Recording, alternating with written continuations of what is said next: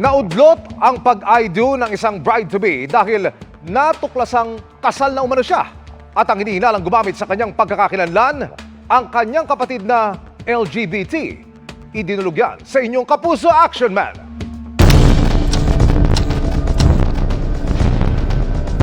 Ready na mag-I-do si Delia, di niya tunay na pangalan, sa French fiancé, a 26 ng Hulyo ng nakaraang taon.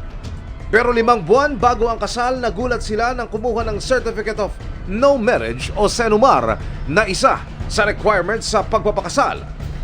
Nakita po doon na kasal ako. Sobrang sakit po, durog na durog po ang puso ko.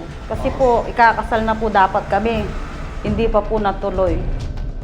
Nakasaad sa CENUMAR na naikasal na raw si Delia June 24, 2011 pa. Ang hinala niyang gumamit ng kanyang pagkakakilanlan, ang kapatid na itago natin sa pangalang Don. Ang alam ko po, yung pangalan ng boyfriend ng kapatid ko pong bakla. Yun po, ang pangalan ng boyfriend nakalagay po yun sa CENUMAR. Kaya alam ko po, siya ang gumamit. Hindi ko po akalain na magagawa niya yun sa akin. Kinumpronta na raw ni Delia ang kapatid. Inamin po niya, inako niya po yung kasalanan niya at nagsorry po siya. Pero sabi niya po gagawa niya ng paraan pero wala po siyang ginagawa. Hindi na po kami nag-uusap dahil wala po siyang ginagawang aksyon. Dumulog ang inyong Kapuso Action Man sa abogado. Ninakaw yung identity tapos finalsify yung mga documents para magkaroon ng marriage. No? So yung falsification yung ahabulin natin dyan. Maging ang solemnizing officer na nagkasal may pananagutan daw sa batas. Sa atin, dito sa Philippines, hindi pwede ang same-sex marriage. Ngayon, ikaw, as a solemnizing officer, hindi ka pwede mag-solemnize ng same-sex couple.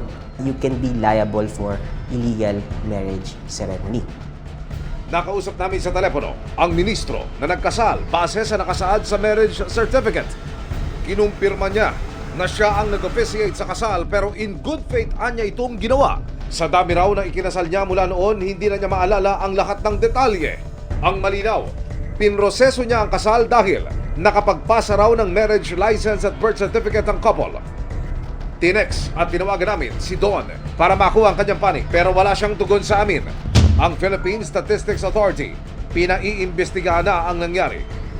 Titiyakin din ng PSA na matulungan si Delia sa pagkansela ng kanyang Certificate of Marriage.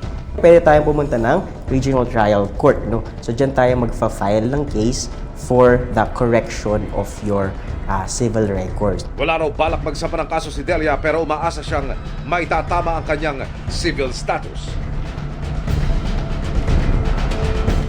Tututukan namin ang sumbong na ito. Para sa inyong mga sumbong, pwedeng mag-message sa Kapuso Action Man Facebook page o magtungo sa GMA Action Center sa GMA Network Drive, corner Summer Avenue, Diliman, Quezon City. Dahil sa anumang reklamo, pang-aabuso o katiwalian, tiyak may katapat na aksyon sa inyong Kapuso Action Man.